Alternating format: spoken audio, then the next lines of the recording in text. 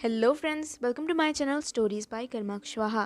दोस्तों, जैसा कि आप जानते हैं, मैं हर रोज़ आपके लिए अलग अलग और रहस्यमयी कहानियाँ लेकर आती हूँ और कुछ इसी तरह की कहानी मैं आज भी आपके लिए लेकर आई हूँ। दोस्तों, मैंने आपको मेरी कहानी के पिछले भाग में द हॉरर स्टोरी का पहला भाग सुनाया था और आज उसी कहानी का दूसरा भाग लेकर आई हूँ। तो चलिए शुरू करते हैं हमारी आज की वीडियो।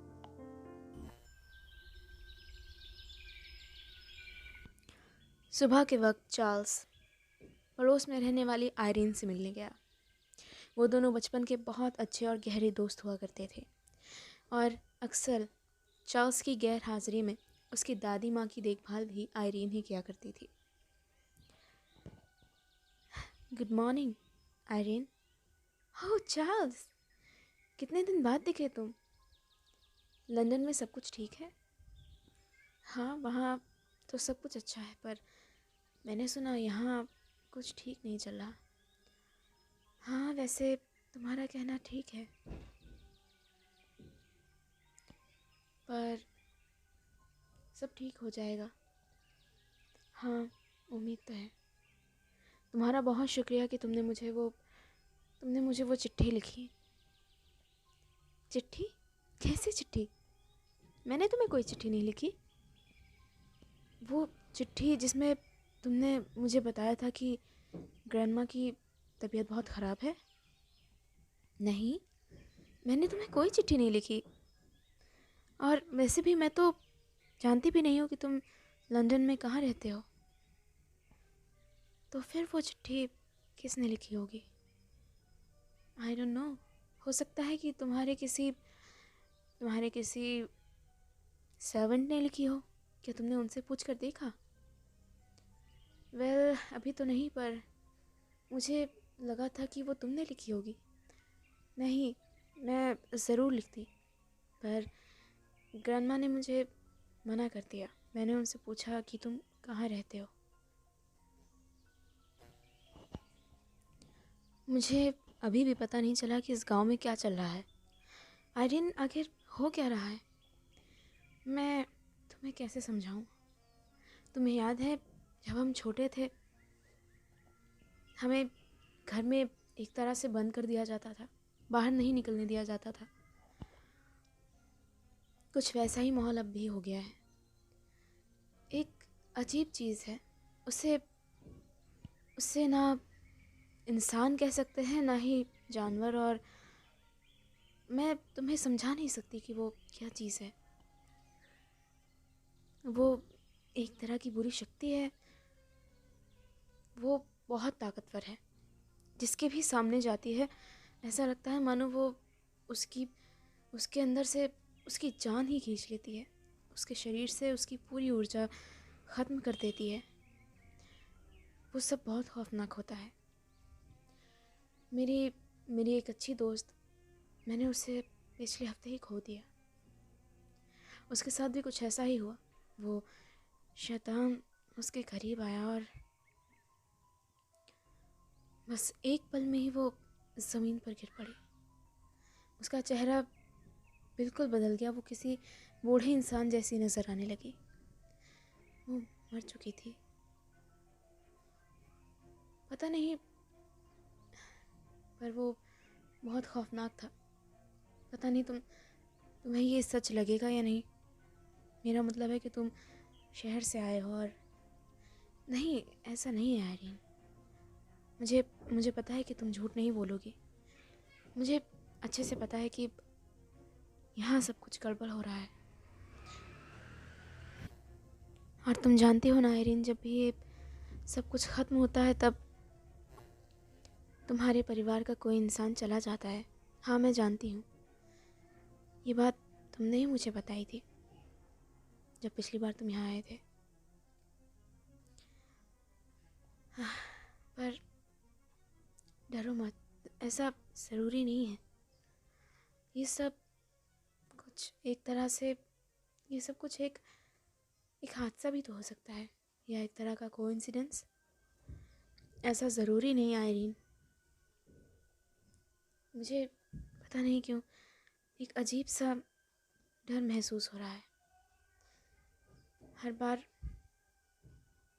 जो भी जो भी इस घर का बड़ा था वो इस चीज़ के साथ गायब हो गया। और इस हिसाब से इस बार इस बार मेरा नहीं, ऐसा कुछ नहीं होगा। चार्ल्स, तुम बिना वजह डर रहे हो, और अगर तुम्हें ऐसा लग रहा है तो फिर हम कोई रास्ता ढूंढते हैं इस चीज़ से छुटकारा पाने का। तुमने मेरी मुंह की बात छीन ली आयरीन। मैं भी यही चाहता हूँ। मैं बस जानना चाहता हूँ कि ये क्या चीज़ है और इसे ख़त्म कैसे किया जाए। हमेशा हमेशा के लिए इससे छुटकारा पाना चाहता हूँ। हाँ चार्ल्स, जानते हो, मैं खुद काफ़ी वक्त से इस चीज़ के बारे में सोच रही थी। मतलब मैंने इसके बारे में कुछ रिसर्च की। मैं गांव के एक पुराने ओझा के पास गई। वो तंत्र मंत्र और इस तरह की चीज़ों में बहुत माहिर है, और मुझे उस पर भरोसा है। अगर तुम चाहो तो हम उससे जाकर मिल सकते हैं। ठीक है, तो क्या हम आज ही चल सकते हैं? ज़रूर, पर पहले मुझे कुछ काम है, उसे निपटा कर फिर मैं वापस आऊँगी। ठीक है आयरिन। चार्ल्स इतना कहकर वहाँ से चला गया, और उसके बाद वो वापस अपने घर आ गया।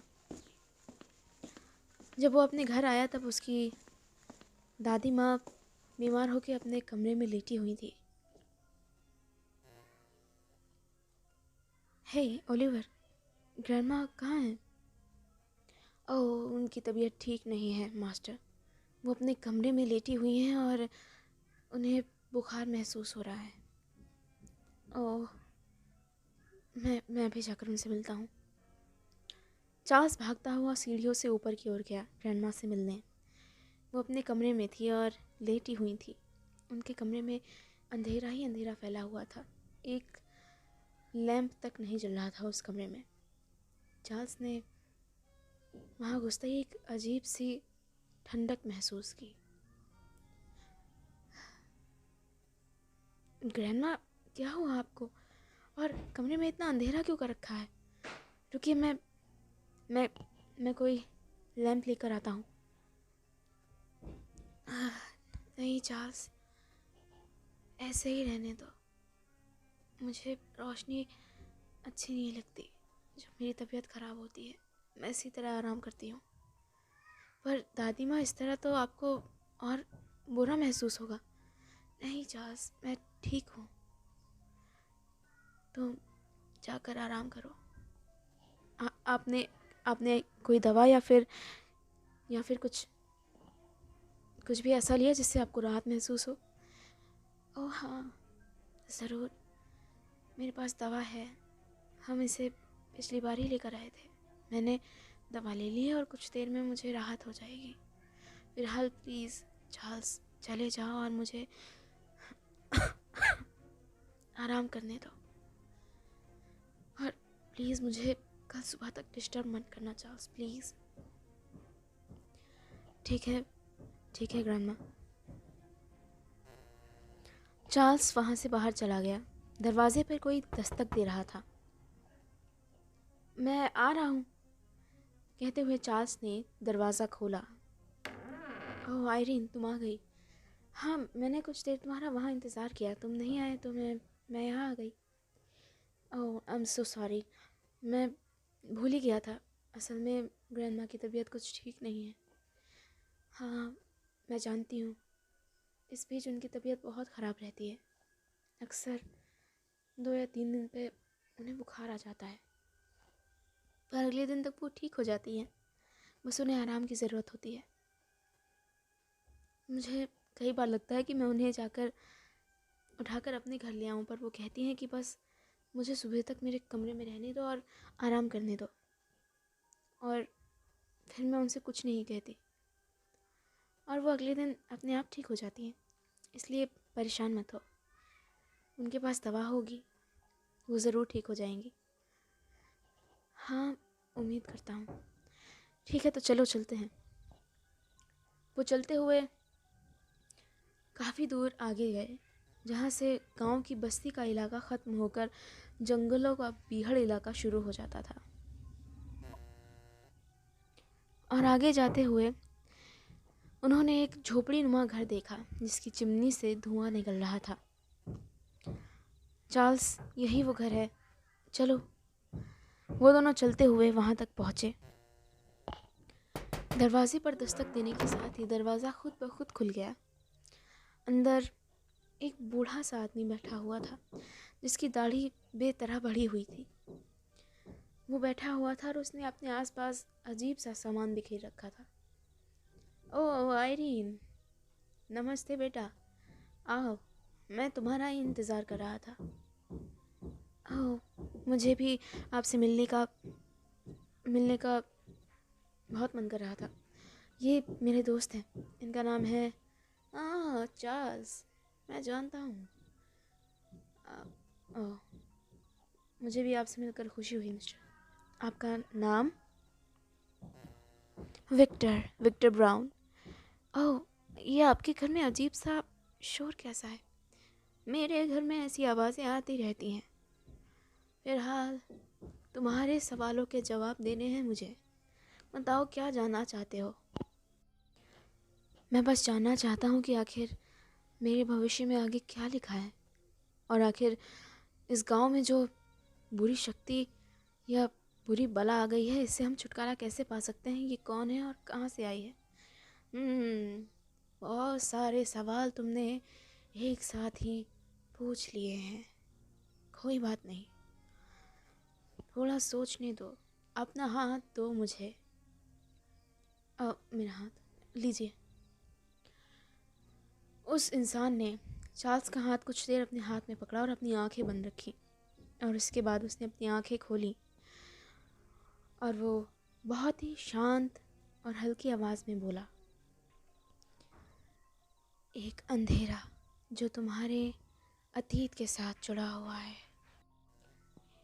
एक अंधेरा तुम्हारे अतीत से जुड़ा हुआ है, और उसी अंधेरे ने तुम्हारे आज को जकड़ रखा है। अगर तुम उस अंधेरे को देख पाओ, अपने अतीत के उस अंधेरे में झांक पाओ और अपने सवालों के जवाब ढूंढ पाओ, तो तुम्हारा आज भी साफ हो जाएगा। अतीत की कड़ियों को मिलाओ मेरे बच्चे, अतीत की कड़ियों को मिलाओ। अतीत की कड़ियाँ? क्या कहना चाहते हैं आप? बस इतना ही कह सकता हूँ मैं। पर हाँ, इतना वादा है मेरा कि अगर तुम अपने अतीत में झांक सके तो तुम्हें तुम्हारी हर एक परेशानी का हल मिल जाएगा। और वो दरिंदा जो इस गांव में घूम रहा है, उसके बारे में क्या? वो दरिंदा जो इस गांव में घूम रहा है, वो अपने आप नहीं आया, बल्कि बुलाया गया है।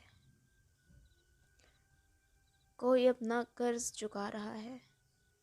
किसी ने उस दरिंदे से सौदा किया था, रूहों का सौदा। क्या? हाँ, और जिस दिन उसका कर्ज खत्म हो जाएगा, उस दिन वो यहाँ से चला जाएगा। और वो कैसे होगा? इसका जवाब मेरे पास नहीं है। मैं नहीं जानता कि किस चीज़ का सौदा किया गया और किस कीमत पर। और इससे तो कोई फ़ायदा नहीं हुआ। हम उसे गांव से निकालेंगे कैसे? उसे ख़त्म कैसे कर सकते हैं? उसे ख़त्म नहीं कर सकते हो, सिर्फ अपने डर पर काबू पा सकते हो। माँ के सवालों के जवाब तुम्हें खुद ही ढूंढने होंगे। फिलहाल मौसम बदल रहा है बच्चों। बेहतर होगा कि तुम लोग वक्त रहते वापस अपने घरों को चले जाओ। फिर से कुछ अनहोनी होने को है।